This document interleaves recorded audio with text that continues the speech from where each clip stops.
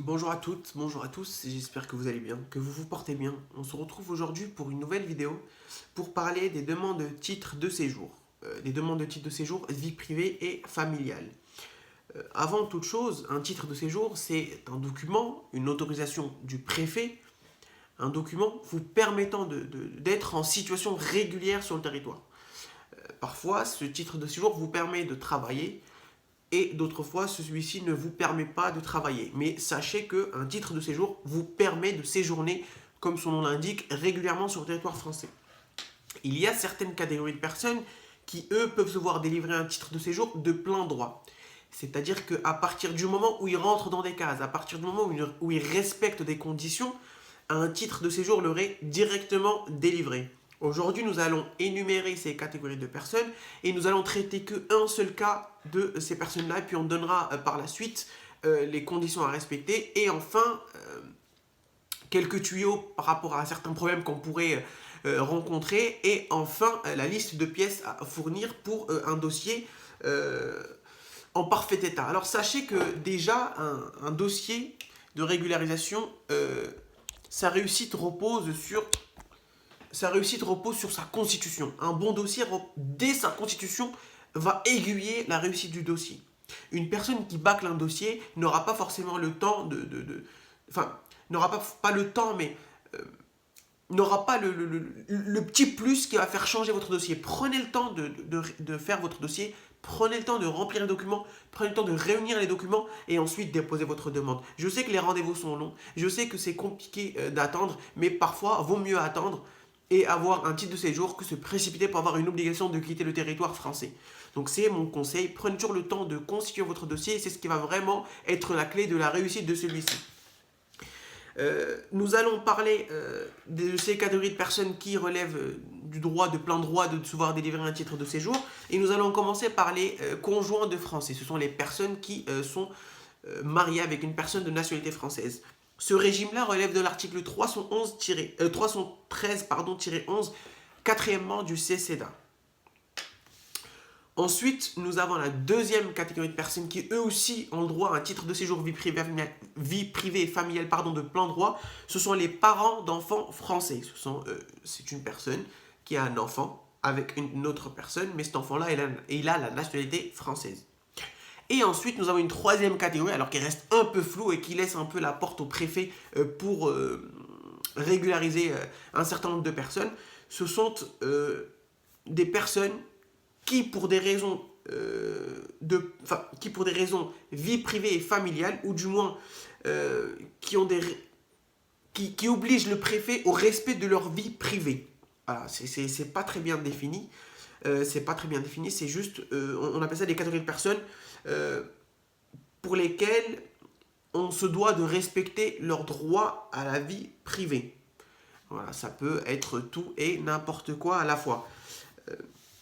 Ensuite, nous avons si on peut appeler ça une catégorie, on a une autre catégorie de personnes, ce sont les étrangers malades. Eux aussi, exceptionnellement, le préfet peut leur délivrer un titre de séjour leur permettant de séjourner régulièrement sur le territoire, sous condition évidemment. Les étrangers malades, c'est vraiment très encadré. Ça passe par une commission de médecins, etc., etc. Mais là, ce n'est pas l'objet de la vidéo. Nous en reparlerons plus tard. Ensuite, il y a une autre catégorie de personnes qui, eux aussi, peuvent se voir délivrer un titre de séjour vie privée et familiale, mais ils ne passent pas par le biais d'une demande de régularisation. Enfin, ils passent par une admission exceptionnelle de séjour. Voilà. Ce sont des demandes de titre de séjour pour raison humanitaire.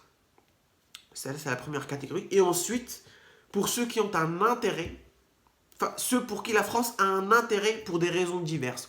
Alors, encore une fois, c'est pas très bien défini, ça peut être tout et n'importe quoi. La raison humanitaire, c'est très précis, je reviendrai dessus sur une prochaine vidéo. Et puis, l'intérêt ou pour des raisons diverses, je reviendrai dessus aussi sur une prochaine vidéo. Aujourd'hui, ce qui nous intéresse, c'est le titre de séjour vie privée et familiale pour les parents d'enfants français. Nous allons voir les conditions et puis ensuite nous allons voir un peu les problèmes qui se posent et enfin nous finirons par la liste de pièces à fournir pour bien constituer son dossier de demande de titre de séjour vie privée familiale parents d'enfants français. il y a 3 principales conditions à respecter. La première condition, ça découle du nom même de la demande de titre de séjour, c'est être le père ou la mère d'un enfant français. Vous devez être l'ascendant direct d'un enfant français. D'accord? La deuxième condition, c'est la contribution à l'éducation de l'enfant. Qu'est-ce que ça veut dire la contribution à l'éducation de l'enfant? Et puis ensuite, nous reviendrons sur le délai. C'est acheter des jouets à votre enfant, envoyer de l'argent à la maman pour pour subvenir aux besoins de l'enfant, pour qu'elle subvienne aux besoins de l'enfant. Conservez toujours les factures de vos frais. C'est ce qui va justifier que vous contribuez à l'éducation de votre enfant. On contribue à l'enfant, on conserve les factures pour les mettre ensuite dans les dossiers. Alors, contribuer à l'éducation de son enfant, à l'entretien de l'enfant depuis 2 ans ou depuis sa naissance. Si votre enfant il a moins de 2 ans d'âge, et ben vous allez juste prouver que vous contribuez à son éducation depuis sa naissance. Mais si votre enfant a plus de 2 ans, vous allez justifier votre contribution sur les 2 dernières années. Et ensuite, il faudra ne pas vivre en état de polygamie, c'est-à-dire ne pas avoir plusieurs femmes. C'est la troisième condition et c'est ce qui va être déterminant pour votre demande de titre de séjour vie privée familiale pour parents d'enfants français.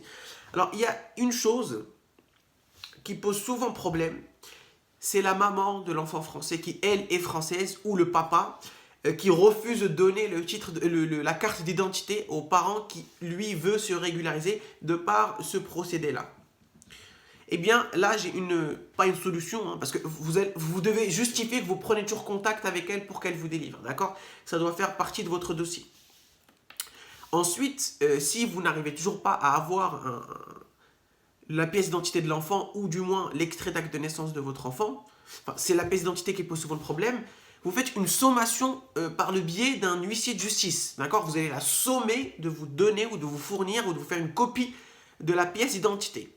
Ça, c'est pré-juridictionnel. Et si, après la sommation de l'huissier de justice, il n'y a toujours pas cette délivrance, ou du moins la fourniture de cette copie de carte d'identité, vous allez aller devant le juge aux affaires familiales. Même si vous n'avez pas de papier, ce n'est pas grave, ne vous inquiétez pas, vous pouvez aller devant le juge. Par contre, à condition, il faut avoir reconnu l'enfant au préalable.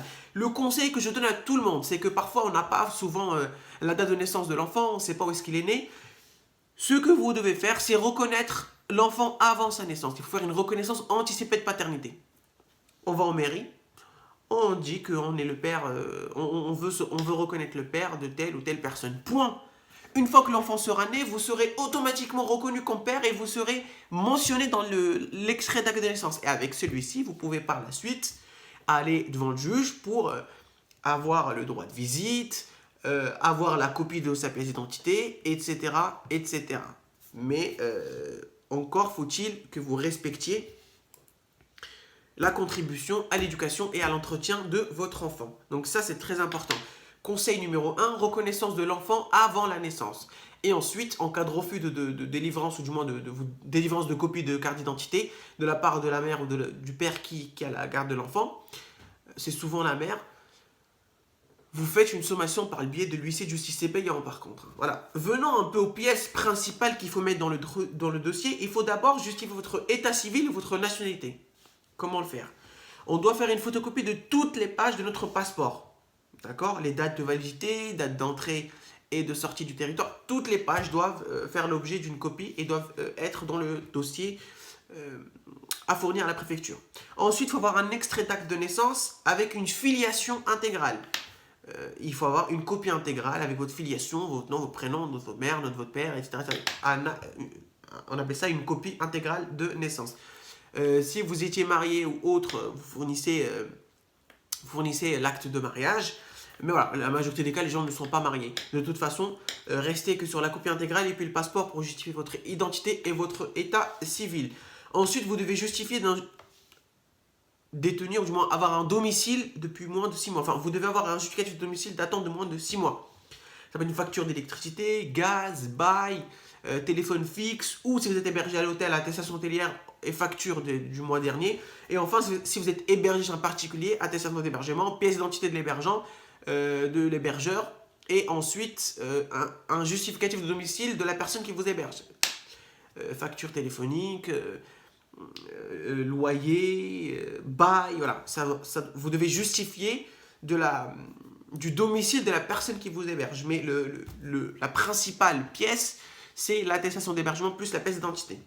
Ensuite, 3 photographies, vous devez vous acquitter du timbre, là c'est indiqué dans la demande. Vous devez faire une déclaration sur l'honneur comme quoi vous ne vivez pas en état de polygamie. C'est très important. Justifier la nationalité de l'enfant, il faut la carte nationale d'identité de l'enfant en cours de validité ou un certificat de nationalité française depuis moins de 6 mois. C'est compliqué le certificat de nationalité, c'est mieux d'avoir la carte d'identité de votre enfant. Il faut justifier que vous êtes le parent direct de l'enfant, c'est-à-dire, comme je vous ai dit, vous devez reconnaître l'enfant et de par votre reconnaissance, vous allez avoir droit à un extrait d'acte de naissance et vous allez le fournir, c'est ce qui va justifier que vous êtes le parent, quelque chose est tombé de l'enfant, c'est important, c'est très important.